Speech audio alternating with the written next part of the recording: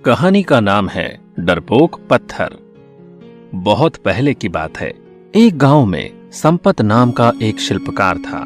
वो तरह तरह की मूर्ति बनाने में माहिर था। गांव में एक नए मंदिर का निर्माण होना था। तब उसने सोचा, मैंने आज तक कई पत्थरों से मूर्ति बनाई है, लेकिन इस बार मैं एक भगवान की मूर्ति बनाना चाहता हूँ जिससे लोग उसकी पूजा करें। लेकिन उसके लिए मुझे बढ़िया पत्थर की तलाश में जाना होगा। संपत बढ़िया पत्थर की तलाश में जंगलों में निकल जाता है, लेकिन उसे कोई उसके मन मुताबिक पत्थर नहीं मिला। अंततः चलते हुए उसे एक बहुत सुंदर और साफ पत्थर दिखाई दिया। उसने उस पत्थर को देखकर कहा, अरे वाह, ये पत्थर तो बड़ा ही साफ और सुंदर है। इस पर बड़ी अच्छी कलाकारी हो सकती है। मैं एक काम करता हूँ, इस पत्थर को ले लेता हूँ। संपत उस सुंदर पत्थर को उठा लेता है और उसे अपने घर लाने लगता है। कुछ दूर चलने के बाद उसे वैसा ही एक और पत्थर मिल जाता है। संपत उसे भी उठा लेता है और कहता है, अरे वाह, अब तो मैं दोनों पत्थरों से अच्छी मूर्ति बनाऊंगा जिसे लोगों ने कभी देखा नहीं होगा।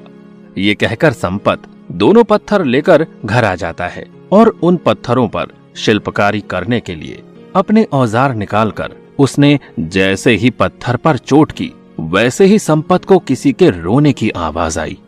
अरे अरे अरे मर गया, अरे मर गया, मुझे छोड़ दो, मुझे दर्द हो रहा है, मुझे छोड़ दो। अरे कौन रो रहा है यहाँ? मैंने तो किसी को मारा भी नहीं। अरे भाई, तुमने अभी अभी मुझे अपने औजारों से जो चोट पहुंचाई है ना, मैं वही बोल रहा हूँ। संपत जैसे ही पत्थर को देखता है तो वो वाकई में रो रहा था। संपत ने उस पत्थर से कहा, अरे अरे पत्थर, तुम रो क्यों रहे हो? अरे तुम मुझ में इस तरह से काट पीट कर रहे हो, इससे मुझे दर्द हो रहा है, इसीलिए तो मैं रो रहा हूँ। हाँ। लेकिन पत्थर, मैं तुम्हें काट पीट कर एक नया रूप भी तो दे रहा हूँ, और ये मेरा काम भी है, क्योंकि मैं तो एक शिल्पकार हूँ भाई। इसलिए तुम थोड़ी देर मेरी इन चोटों को सह लो और फिर तुम देखना अपने नए रूप को। नहीं नहीं, मुझसे ये पीड़ा सहन नहीं हो रही है, तुम मुझे छोड़ दो मुझे। लेकिन पत्थर, मैं तुम्हें कैसे छोड़ सकता हूँ? अरे आखिर तुम्हें मैं कितनी मेहनत से यहाँ लाया हूँ। अरे तुम भी तो ये सोचो कि उस जंगल में गुमनाम बनकर पड़े थे। हर कोई तुम पर आकर बैठ जाता था, कभी गंदगी करता तो कभी तुम पर थूक भी देता था। भाई, मैं तुम्हें अपनी शिल्पकारी से, इन सब चीजों से दूर एक ऐसी नायाब चीज में बदल दूंगा जिसकी पूरी दुनिया दीवानी हो जाएगी। हाँ। अरे नहीं, मुझे तुम कुछ मत करो। भगवान के लिए मैं जैसा हूँ वैसा ठीक हूँ। मैं तुम्हारी चोटों को नहीं सह सकता। तुम एक काम करो, मेरे उस भाई के ऊपर अपनी शिल्पकारी कर लो। हाँ। ये कहकर वो पत्थर दूसरे पत्थर की ओर इशारा करता है। दूसरा पत्थर चुपचाप बैठा था। संपत ने उस दूसरे पत्थर से कहा, क्या तुम मेरे हथौड़े की चोट को सह सकते हो? डरोगे तो नहीं? दूसरा पत्थर तपाक से बोला, नहीं, मुझे तुम्हारे इस चोट का कोई डर नहीं, क्योंकि मैं एक पत्थर हूं। शायद भगवान ने मुझे इसीलिए बनाया है ताकि मैं किसी इंसान के काम आ सकूं। इसलिए मुझे आप अपनी शिल्पकारी के लिए इस्तेमाल कर सकते हैं। संपत ने उस पहले पत्थर से कहा, देखो तुम्हारा भाई कितना सहनशील है। वो मेरी इन हथौड़ों की चोट को सहने के लिए तैयार है, और एक तुम हो, अपने ऊपर जरा भी दुख दर्द नहीं सह सकते।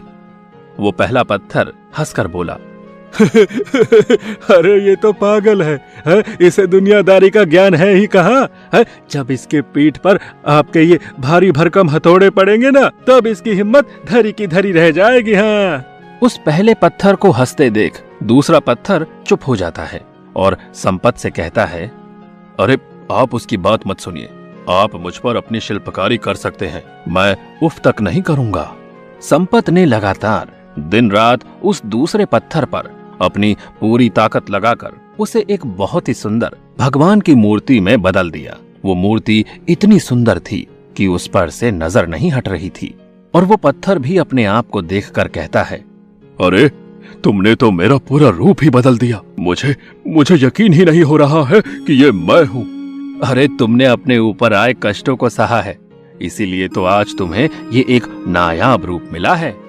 संपत भी अपनी शिल्पकारी देख बड़ा खुश था और अगली सुबह गांव के मुखिया जी और गांव के कुछ लोग संपत के घर आए और बोले, अरे संपत, हमने जो मंदिर के लिए मूर्ति बनवाने के लिए कहा था, क्या वो तैयार हो गई है? जी मुखिया जी, मैंने दिन रात एक करके आपकी मूर्ति को बना दिया है। आप यहीं रुकिए, मैं अभी लेकर आता।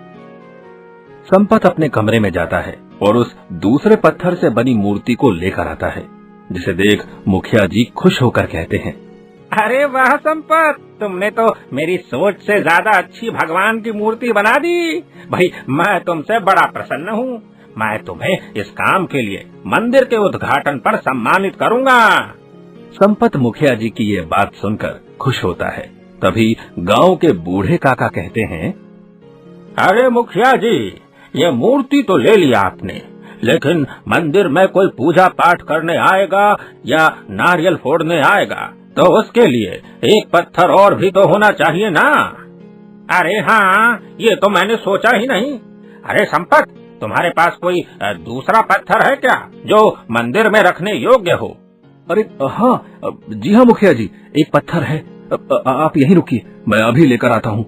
संपत उस पहले पत्थर को लेने अंदर कमरे में जाता है और उस पहले पत्थर से कहता है, देखो, मैंने तुम्हारे कहे अनुसार उस दूसरे पत्थर पर अपनी शिल्पकारी की, लेकिन अब मुखिया जी को एक और पत्थर की जरूरत है जो मंदिर में रखा जाएगा, इसलिए तुम्हें कोई दिक्कत तो नहीं?